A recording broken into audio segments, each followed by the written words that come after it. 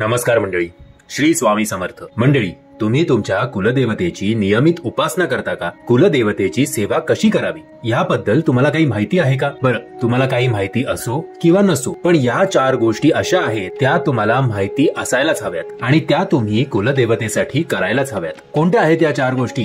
या व्हिडिओच्या मार्फत आज मी तुमच्याशी शेअर करणार आहे. मंडळी, कुलदेवता या शब्दाचा अर्थ कुल आणि देवता या 2 शब्दांनी मिळून बनला आहे. कुळाची देवता ती कुलदेवता, ज्या देवताची उपासना केल्यावर मूलाधार चक्रातील शक्ती जागृत होते, म्हणजेच आध्यात्मिक उन्नतीला आरंभ होतो, ती देवता म्हणजेच कुलदेवता. कुलदेवता जेव्हा पुरुष असतो तेव्हा त्याला कुलदेव असं म्हणतात आणि जेव्हा स्त्री देवता असते तेव्हा तिला कुलदेवी असं म्हणतात. ही झाली कुलदेवतेची प्राथमिक माहिती. पण कुलदेवतेची सेवा करणे का गरजेचे असते? आपल्या कुलाची देवता आपली रक्षण करत असते आणि म्हणूनच आपल्या कुटुंबामध्ये किंवा आपल्या कुलामध्ये सगळं सुरळीत चालावे यासाठी आपल्याला कुलदेवतेची उपासना करणे खूप गरजेचे आहे. आपल्या मुलांच्या शिक्षणात अडथळे येत असतील, लग्न कार्यात अडथळे येत असतील किंवा आपल्या घरातील आजारपण असतील, या सगळ्या गोष्टीच्या मागे कुलदेवाची उपासना व्यवस्थित न होणे, कुळाचार व्यवस्थित न होणे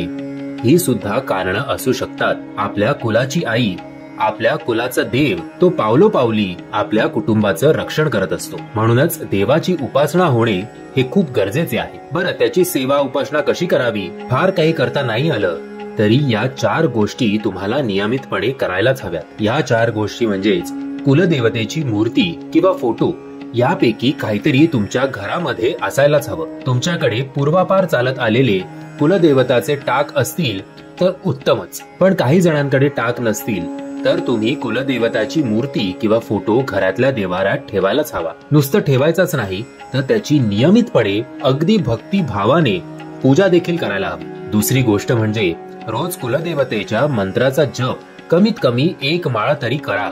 तुमची कोणतीही कुलदेवी असेल तर त्या देवींचा एक मंत्र असतो आणि त्या मंत्राचा जप तुम्ही कमीत कमी 1 वेळा तरी करायलाच हवा. समजा तुमची कुलदेवता आहे महालक्ष्मी, तर श्री महालक्ष्मी देव्यो नमः असा नाम जप तुम्ही नेहमीच करावा. विवाहित मुलींनी सासरच्या कुलदेवतेचा जप करावा आणि ज्यांच्याकडे कुलदेवी आणि कुलदेव असे दोनही असतील त्यांनी कुलदेवीचा नाम जप नियमित करावा. आता जर तुम्हाला तुमचा कुलदैवच ठाऊक नसेल तर आम्ही काय जप करायचा असा प्रश्न जर तुम्हाला पडत असेल तर त्याचं उत्तर म्हणजे श्री कुलदेवता देव्यो नमः हा नाम जप श्रद्धेने केल्यास तुमच्या कुलदेवतेचे नाव सांगणारा कोण ना कोणतरी तुम्हाला एक दिवस अचानक नक्कीच भेटेल. या जपाचा देवतांच्या तारक तत्वांशी संबंध आहे. यामुळे कुलदेवता या अक्षरातील दे या शब्दात उतरताना थोडंसं लांबवावं. यामुळे देवीचे तारक तत्व जागृत होतात आणि या तत्वांचा लाभ आपल्याला होतो. मंडळी, तिसरी गोष्ट म्हणजे तुमच्या कुलदेवतेचा जो कुठला वार असेल त्या वारी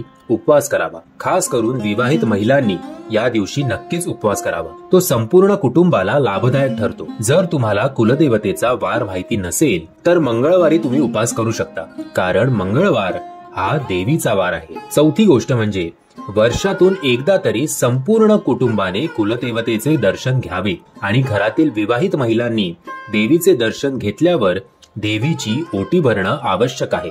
आपल्या आध्यात्मिक उन्नतीसाठी ज्या देवाची उपासना आवश्यक असते अशा कुळात आपण जन्माला येतो. त्या देवतेला कुळाची देवता म्हणतात. आध्यात्मिक प्रगतीसाठी कुलदेवतेची उपासना कशी करावी याविषयी शास्त्रीय माहिती जाणून घेतल्यास अध्यात्म जलप्रगती प्राप्त होते. कुलदेवतेची उपासना करूनच आध्यात्मिक आणि हिंदवी स्वराज्याची स्थापना करून व्यावहारिक उन्नती झाल्याचे उदाहरण म्हणजेच छत्रपती शिवाजी महाराजांच्या तुळजापूर येथील भवानी माता ही कुलदेवता. तिची मनोभावे उपासना करूनच तिच्या कृपेने त्यांनी हिंदवी स्वराज्याची स्थापना केली. तर मंडळी, तुम्ही तुमच्या कुलदेवतेची उपासना करताना या 4 गोष्टी नक्कीच करा. मी आशा करतो या व्हिडिओच्या मार्फत जर तुम्हाला या संदर्भात काही प्रश्न पडले असतील तर त्या प्रश्नांची उत्तरं तुम्हाला मिळाली असतील. जर तुम्हाला हा व्हिडिओ आवडला असेल तर प्लीज या व्हिडिओला लाईक, शेअर आणि चॅनलला सबस्क्राईब करायला विसरू नका. श्री स्वामी समर्थ.